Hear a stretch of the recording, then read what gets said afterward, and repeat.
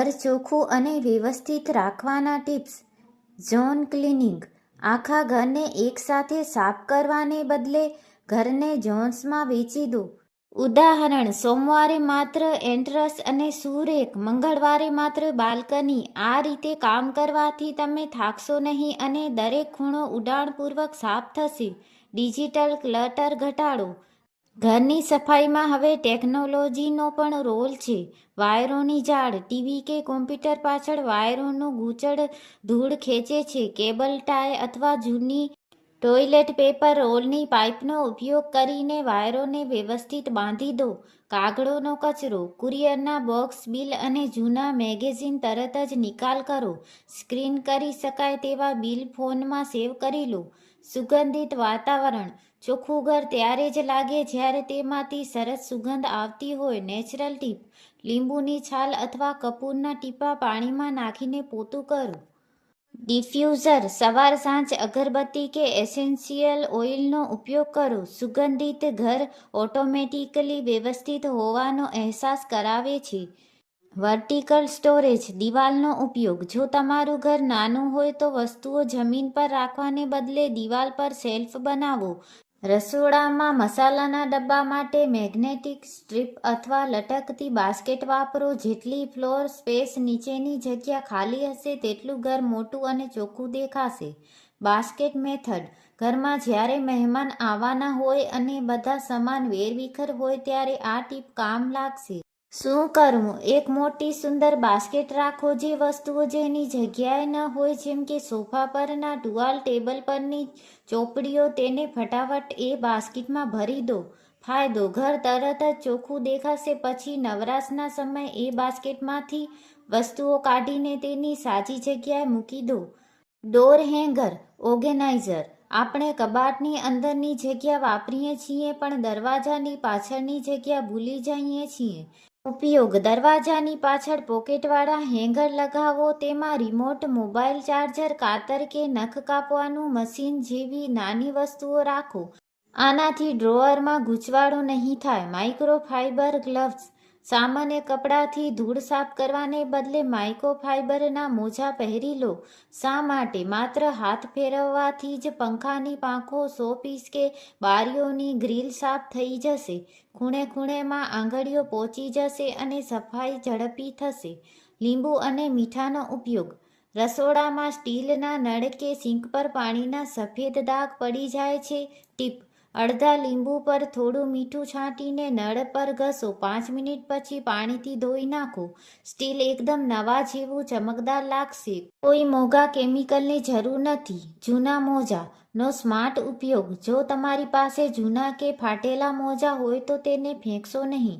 ઉપયોગ: તેને હાથમાં પહેરીને કાચના ટેબલ કે બારીના કાચ સાફ કરવા માટે વાપરો. તેનાથી કાચ પર લીટા નહીં પડે અને સફાઈ બહુ સરસ થશે. જૂના છાપાનો કચરાપેટીમાં ઉપયોગ. કચરાપેટીમાં પ્લાસ્ટિકની કોથળી નાખતા પહેલા નીચે જૂના છાપાના 2-3 પડ મૂકો. ફાયદો: જો કચરામાંથી કોઈ ભીનું કે ગંદુ પાણી નીકળશે તો છાપું તેને શોષી લેશે. આનાથી કચરાપેટીમાં ગંદી વાસ નહીં આવે અને તે નીચેથી ગંદી પણ નહીં થાય. ફ્રીજની ઉપરની જગ્યા. ફ્રીજની ઉપર ઘણીવાર તેલવાળી ધૂળ જામી જાય છે જે સાફ કરવી અઘરી છે. ફ્રીજની ઉપર પ્લાસ્ટિકની શીટ અથવા નકામા છાપા પાથરી દો. દર મહિને ફક્ત એક કાગળ બદલી નાખો. ફ્રીજ હંમેશા નવું જ રહેશે. એક પ્રો ટીપ: બધું જ એકસાથે પરફેક્ટ કરવાની કોશિશ ન કરો. રોજ એક નાનો ખૂણો પકડો અને તેને 100% સાફ કરો. આ આદત ઘરને ક્યારેય ગંદુ થવા દેશે નહીં.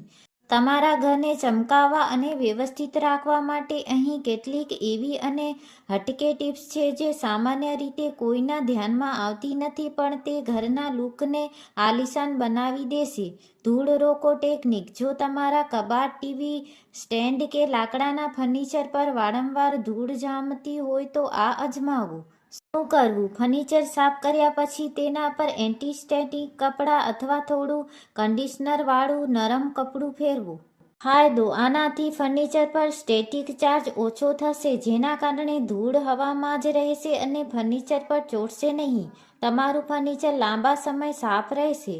સુરેખની અનોખી ગોઠવણી. ઘણીવાર ચંપલના સ્ટેન્ડમાં જગ્યા ઓછી પડે છે.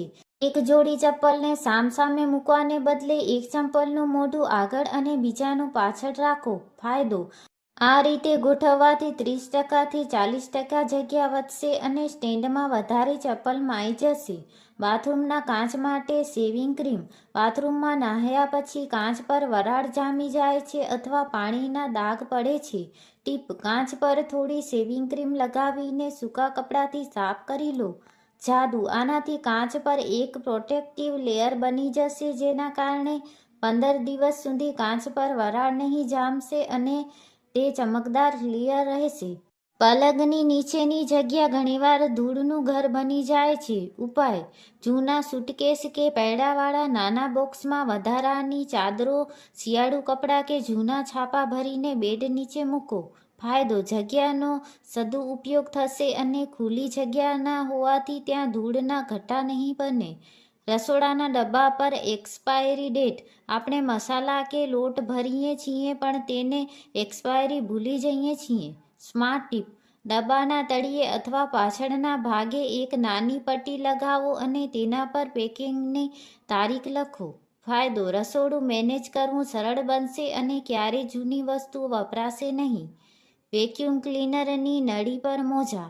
જો સોફાની પાછળ કે ખૂણામાં સિક્કો, કાનની બુટ્ટી કે નાની વસ્તુ પડી ગઈ હોય અને હાથ ન પહોંચતો હોય. ટીપ: વેક્યુમ ક્લીનરની પાઇપના મોઢા પર પાતળા મોજા કે નેટ બાંધી દો અને પછી વેક્યુમ કરો. પરિણામ: કચરો અંદર જશે પણ તમારી કિંમતી વસ્તુ મોજામાં અટકી જશે. મશીનની અંદર નહીં જાય. ફ્રીજની અંદર. ફ્રીજમાં પાછળ રાખેલી વસ્તુઓ ઘણીવાર દેખાતી નથી અને બગડી જાય છે. ફ્રીજના ખાનામાં એક ગોળ ફરે તેવી ટ્રે રાખો. ફાયદો: ટ્રેને ફરાવવાથી પાછળ રાખેલી ચટણીની બોટલ કે દહીંનું ડબલું પણ આસાનીથી બહાર આવી જશે. એક છેલ્લી ગોલ્ડન ટીપ: જો કોઈ વસ્તુને સાફ કરવામાં કે જગ્યાએ મૂકવામાં 2 મિનિટથી ઓછો સમય લાગતો હોય તો તેને ક્યારેય પેન્ડિંગ ન રાખો, તરત જ કરી લો.